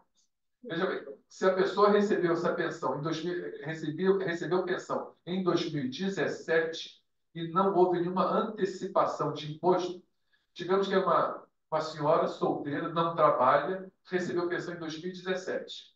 Recebeu pensão, não pagou carnilhão, não teve nenhum outro rendimento que tivesse antecipação e não pagou aquele que antigamente chamava-se de mensalão. O prazo de decadência só vai se dar agora em final de 2023. Então, ela recebeu em 2017, ela pode retificar a declaração de 2018, pedindo de volta aquilo que pagou. Ok? Ela pode retificar essa declaração. Se houve alguma antecipação de imposto, se ela trabalhou, se além da pensão, ela trabalhou e teve alguma retenção na fonte, ou se ela ganhou essa pensão, ganhava bem de pensão, pagou o carnilhão, ela só pode retificar que ela recebeu a partir de 2018, que é a declaração de 2019. Até o dia 31 de dezembro, ela pode retificar essa declaração, considerando aquele rendimento isento. Se ela pagou alguma coisa por causa dessa pensão, quer dizer, ela retifica a declaração, exclui aquele rendimento da ficha de rendimentos tributários, vai colocar em rendimento isento, e digamos que ela que pagou R$ 10.000 passa a ser isenta. Ela vai fazer um PERDECOM e pedir esses R$ 10.000 de volta. No caso, por exemplo, não sendo uma pessoa que tinha uma remuneração, mas para ser um menor que depois passou à universidade. Então, na verdade, nunca teve nenhum rendimento, a não ser a pensão alimentícia, né? Então, ela vai poder receber essa restituição desde 2018. Sim, sim, sim. Não tem essa hipótese do ano anterior ter ganho alguma coisa, né? Então, além da pensão. Então, se ele não teve nenhuma antecipação, porque ele pode ter recebido uma pensão que é pago carnê-leão. Ele recebeu mas pensão no caso mais. de não ter pago carnê-leão. Sim, sim. Poderia retificar até os recebidos de 17. Que a decadência, nesse caso, como não há antecipação, hoje ele poderia retificar a declaração de 2018. E esse prazo seria até o final do ano. Então. Até o final do ano. Para receber em relação a 2018. Aí, no final do ano que vem, Ela vai receber os 5 anos atrasados. Sim, sim. Então, ela pode retificar e receber os 5 anos atrasados. E precisa de um processo administrativo. Não, Só a retificação do imposto.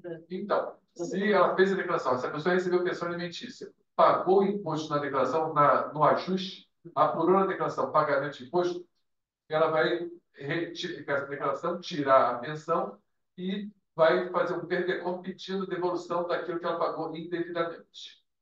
Tá? Porque na declaração, é uma coisa que as pessoas às vezes se confundem. Na declaração, aparece na declaração tudo que aconteceu no ano calendário. Nada que aconteça depois do ano calendário pode aparecer naquela declaração. Então, digamos, ano calendário 2018, declaração de 2019. Ela pagou imposto no ajuste, então ela pagou em 19. Ela não pode colocar na declaração, se não, mas eu paguei o imposto, eu vou colocar aqui como carnê pago, como mensal. Não pode. Por quê? Porque o pagamento foi em 19. A declaração é tudo que aconteceu em 18. Então, nesse caso, ela não pode pedir na declaração essa devolução. Ela vai ter que fazer um PERDECOM, pedido de restituição e compensação. Se, por acaso, essa pessoa pagou carnê-leão ao longo do ano de 2018, como foi pago em 2018, ela vai pedir isso na declaração de 2019 e vai ter como restituição apurada na declaração essa devolução. Agora, tem que ser decorrente de uma decisão judicial. essa pensão. Não, tem que ser uma pensão alimentícia, judicial ou extrajudicial. Ah, extrajudicial. Extrajudicial também. Sim, sim, sim. Mas Se não houver menores envolvidos, você consegue, digamos, receber pensão extrajudicial. A pessoa sim. a pessoa está obrigada a pagar. Necessariamente extrajudicial ou judicial. Sim, sim. Não é aquela. Liberalidade não. Liberalidade não. O meu filho, não nada disso. As liberalidades não são passíveis de dedução. Se você, digamos, imagina, você separou da sua mulher, prometeu, digamos, se comprometeu judicialmente ou extrajudicialmente a pagar ela R$ 10.000. Mas como você é muito bonzinho, você resolve dar um pouco mais. Não, eu estou obrigado a lhe pagar 10, mas vou lhe dar 20. Você só vai poder deduzir 10 por mês. O que você pagar além do que você está obrigado é liberalidade. Doação. É doação. Outra coisa. Hã? Aí tem que recolher. Até teria. Então, algumas curiosidades em relação à pensão alimentícia. Assim, o beneficiário de pensão alimentícia, especialmente a judicial, é diferente de dependente. O que eu quero dizer com isso? Imagine que você se separou da sua mulher e se comprometeu o juízo, disse que você deveria pagar uma pensão de R$ 10.000 para o seu filho, que estava na época com 10 anos. Passaram-se 20 anos, ele está hoje com 30 anos, e você não teve cuidado de pedir ao juízo para lhe desobrigar de pagar essa pensão. Você continua obrigado a pagar e você continua com o direito de deduzir, diferentemente da dependência. Dependente que é o quê? É o filho até 21 ou até 24 se universitário. Muita gente confunde e acha que, porque o filho já completou mais de 24 anos e recebe pensão, digamos, o pensionante não pode deduzir. Está errado. Enquanto não houver uma decisão do juízo dizendo que você está desobrigado de pagar, você pode deduzir. Tá? Eu vejo muita gente que, digamos, se prejudica por conta disso. Não usa o seu direito. Não, mas meu filho já tem 30 anos. Não importa. Não importa a idade que tem. Se você continua obrigado, você tem que pagar. Tem que pagar e vai deduzir. Não tem gente que não tem tempo. Posso mandar? Manda. Contratos de locação. Pessoa física, locadora, locatário, pessoa jurídica. R$ 40.000. É um hospital em Botafogo. O finado morreu. O locador morreu. Ok. O locador morreu. Aí, o que aconteceu? A meeira ficou com 20.000 e cada herdeira ficou com 10.000. Erradamente. Então, Errado. ela estava pagando. Quando aí não tem administrador, era direto, né? Lá não, na DIRF, botou os 40.000 No espólio. no espólio. Aí ela me procurou, eu falei, pode fazer o seguinte, porque tem um princípio de Sazini, morreu, abertura de sessão, transfere os bens imediato. Tenta lá com o hospital para alterar a DIRF, você fica com 20.000 e cada herdeiro com 10.000. Eu falei isso. Eu tinha um contador, não sei como é que acabou isso. Se eu fosse o hospital, não faria isso. Porque, veja bem, se aparece um bastardo lá e descobre que, digamos, aquele dinheiro que está sendo distribuído ilegalmente pelos herdeiros e pela meeira, cadê a parte dele? Até que eu quero um contrato de locação. Não pode, não. Bota uma meeira e depois... Não. Ué. Aí, se eu fosse os herdeiros da meeira, não faria isso. Porque você não vai conseguir cobrar. Aquele contrato é nulo. Quem assinou o contrato não é dono. Se acontece uma coisa dessa, eu no lugar do hospital, paro de pagar e não tem que me cobrar. Ele vai ter que pagar os códigos, ele tem que continuar pagando os códigos até a partida. Feita a partida, Exatamente. Porque esse princípio é uma fazendo ficção. de renda do histórico. O princípio, Sazini, é uma ficção. Não. A partilha é que vai definir, né? Sim, então, justamente porque pode aparecer um filho, algum herdeiro desconhecido e ele está sendo prejudicado. Imagina, depois de algum tempo, o outro, a pessoa aparece e fica, cadê o monte? Cadê esse dinheiro todo que era do espólio que eu tenho direito? O que vocês fizeram com ele? Ah, nós recebemos e gastamos. Apropriação indébita no mínimo. Tem que pagar o espólio, se o espólio tiver a conta, paga a conta. Ele paga. Pode pagar ao espólio na pessoa do inventariante? Não, não, porque o dono, quer dizer, o sujeito passivo é o inventário. Agora, feita a partilha extra por judicial, aí vai alterar o contrato. Aí tem que alterar o contrato, sim. Vai entrar a meia com as duas exceções. Aí tem. Que é um problema também que acontece muito, digamos, o inventário se encerra e as pessoas não alteram o contrato. E aí o que acontece? Aí o problema é o contrário. O locatário continua informando que pagou o falecido, que já nem tem mais declaração, quer dizer, aí o inventariante faz declaração de final de espólio. E não coloca, digamos, aquele aluguel depois do final do inventário, por quê? Porque não existe mais o inventário, já encerrou-se. Então, o inventariante, digamos, bota lá que recebeu o espólio, recebeu naquele ano 20 mil reais. Só que o locatário diz que pagou 100 mil reais. O espólio fica com omissão de rendimento e os herdeiros ficam na mão, por quê? Porque não tem a confirmação de que houve retenção na fonte em nome deles. Então, eles vão dizer que receberam aluguel, o locatário não vai informar que teve retenção na fonte em nome deles, está todo mundo salvo.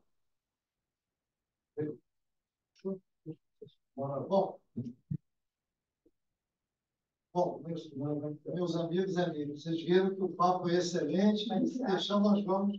Mas como o Quaresma falou muito em intimação, eu quero dizer que ele já está intimado a retornar a casa, aqui na PAN, logo após, e antes do problema do Imposto de Renda 2024. Sim, sim. Virei aqui com o maior prazer. Quero agradecer mais uma vez ao Tabame, a gentileza, a presença aqui no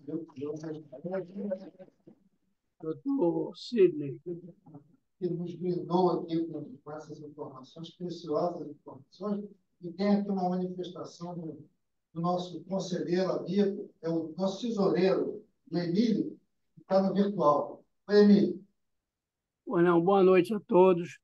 Eu gostaria de uma informação, uma comunicação. Com a sua experiência na Receita Federal, o que o senhor pode me dizer em relação a molde familiar? Molde familiar. Então, esse é um movimento que tem crescido muito, essa questão da holding familiar. Ele não tem nada de ilegal, de ruim. Eu diria que eu vejo que tem muita gente está talvez banalizando isso, que, digamos, criar uma holding familiar com certeza vai ter um custo a mais. Vai ter que ter um contador para fazer a administração. Quer dizer, tem alguns custos acessórios que, dependendo digamos, dos bens da família que se quer colocar debaixo da holding, talvez não valha a pena. Mas dependendo, se for uma coisa que a relação custo-benefício vale a pena, eu acho que quer dizer, eu recomendaria. O negócio está crescendo bastante, até por conta da. Assim, eu vou fazer um vaticínio aqui. Um dia talvez vocês vejam se eu tenho razão ou não. O que acontece? Se vocês acompanharam, há pouco tempo atrás, o Supremo STJ, acho que o STJ. O que acontece? Na verdade, foi o STJ. A história é a seguinte: uma senhora resolveu doar os seus imóveis para suas filhas. Ok? E os imóveis estavam na declaração dela, por hipótese, por 100 mil reais. E ela resolveu doá-los por R$ 1 milhão cada um. Ela fez a declaração, apurou o ganho de capital, transmitiu a declaração e não pagou. A Receita foi e cobrou dela essa dívida confessada e ela entrou na Justiça, na Justiça Federal, dizendo que não era cabível aquela cobrança. Por quê? Porque qual é o conceito do imposto de renda? É o imposto que você paga sobre o seu enriquecimento. Ok? E ela argumentava que não tinha tido enriquecimento nenhum. Pelo contrário, ela tinha empobrecido. Ela perdeu os bens dela. E eu não sei se ela alegou isso também, mas estou simplificando, no julgamento do STJ, entenderam que não. Do STJ, agora eu me perdi se foi o STF. Passou pelo STJ, mas foi o STF. Então, o STF foi o. Esqueci o nome. Esqueci o nome do ministro. Bom, conclusão. O Supremo entendeu que tinham dois princípios aí que estavam sendo agredidos. Primeiro, essa questão a ideia de que o imposto de renda é imposto sobre o enriquecimento. E, na verdade, já estava empobrecendo e não enriquecendo. E outra, que estava se cobrando o imposto sobre o mesmo fato gerador que seria o do ITCMD. Então, digamos, em tese, se você faz uma doação em adiantamento da legítima até o valor de mercado, em tese, quer dizer, segundo o Supremo, pelo menos uma turma do Supremo, disse que esse ganho seria rendimento isento. E aí vem o meu VAT-5. Daqui a um tempo vocês vão ver se eu estou certo ou não. Uma turma do Supremo julgou dessa maneira, falta a outra julgar para que isso se torne. Como é que isso mesmo é? Isso é uniformizado. Mas eles dão um nome a isso. Não. Bom, para que fique jurisprudência, quer dizer, que não.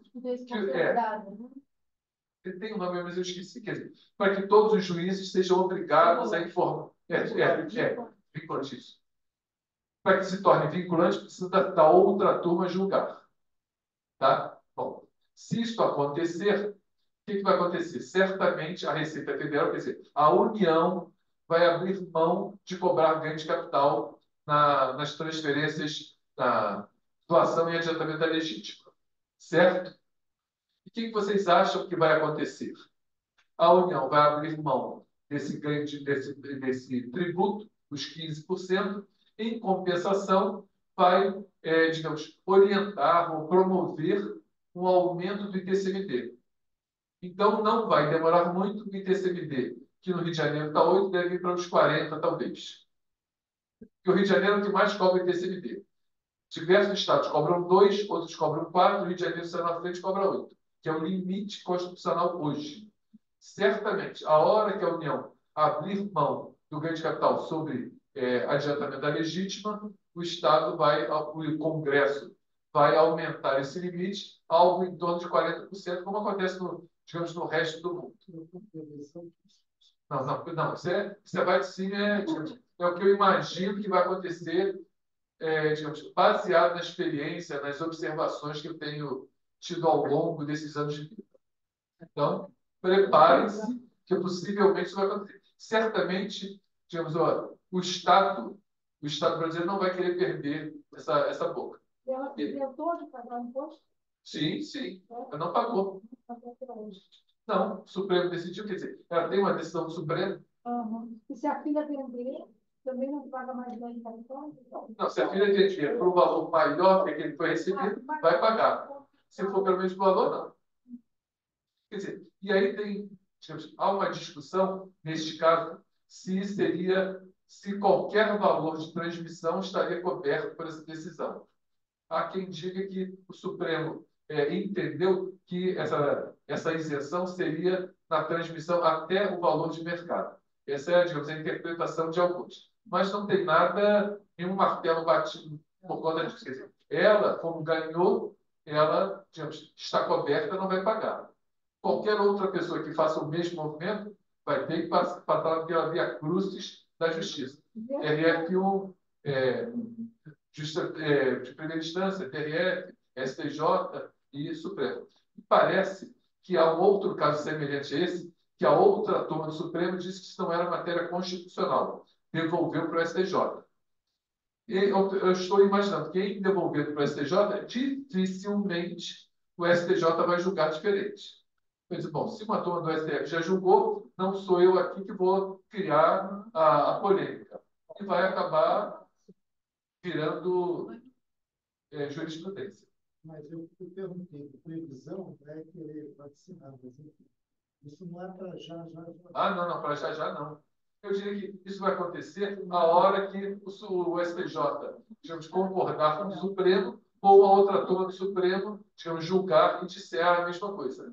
E aí vai estar sacramentado. Quer dizer, quando vier a jurisprudência, ninguém mais vai pagar. Hoje, só se beneficia disso quem entrou na justiça e ganhou. A hora que todo mundo tiver esse direito, certamente está dizendo, opa, agora quero o meu. Tá? Ok, em síntese, cada Não, não. se houver uma decisão do Supremo, aquilo, bom, aí vai depender da, digamos, da forma como eles modularem. Se eles modularem, dizendo como a pensão alimentícia. Não é a modulação da pensão alimentícia, não. A pensão alimentícia é isenta desde sempre. Se eles disserem que digamos, é isento desde sempre, todo mundo se beneficia. Se disserem que só dali para frente, vai depender da decisão e da modulação. O Miriam não acabou de perguntar. Ah, não, não sei. O aumento tem o princípio da anualidade. A hora que o Congresso decidir que vai aumentar, digamos, que o máximo vai ser 40, vai ser para o ano seguinte. Agora, ela foi comentada, né? Sítio no Emílio, a gente quer concluir lá. Sim. O ganho de capital. Conclui o Emílio lá. Não, com certeza ela estava, digamos, orientada por um, eu não sei quem foi o escritório, mas devia ter uma boa. Deu para ela uma esperança, né? Eu não sei quem foi o patrocinador, quem patrocinou. Meus amigos e amigas, vamos mais uma vez agradecer aqui o nosso querido amigo. Ele já foi intimado aqui, já concordou que estará presente logo após a abertura dos trabalhos de 2024 para falar sobre o imposto de renda. É uma discussão, temas bastante obsessivos. Eu agradeço mais uma vez a presença de todos aqui presentes, de forma virtual. E lembrando que segunda-feira, dia 11, nós temos o ENAI. As inscrições presenciais estão encerradas, mas ainda aceitamos de forma virtual. Eu queria agradecer mais uma vez a todos vocês. Foi um prazer estar aqui. E queria fazer uma carta titular. Se vocês precisarem de alguma orientação, eu agora tenho eu não posso chamar de escritório, estou atendendo, digamos, tentando transferir essa minha experiência, esse conhecimento. Quem precisar de mim, estou aqui bem pertinho, na 13 de maio. Então, quem quiser anotar os telefones, o celular 9.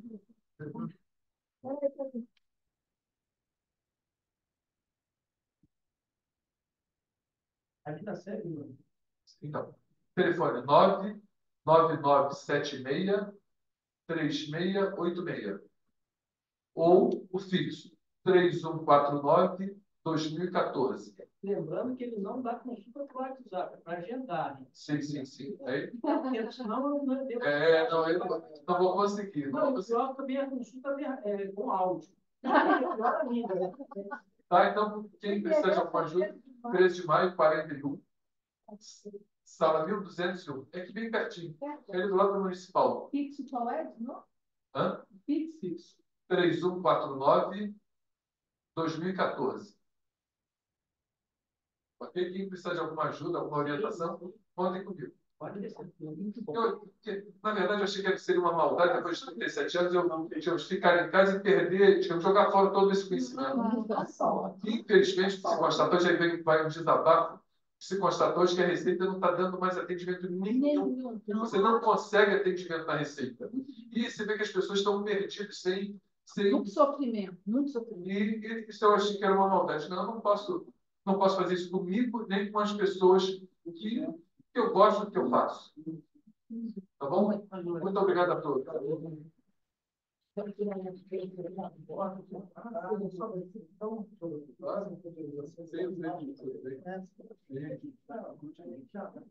Tirar a foto, tem cara.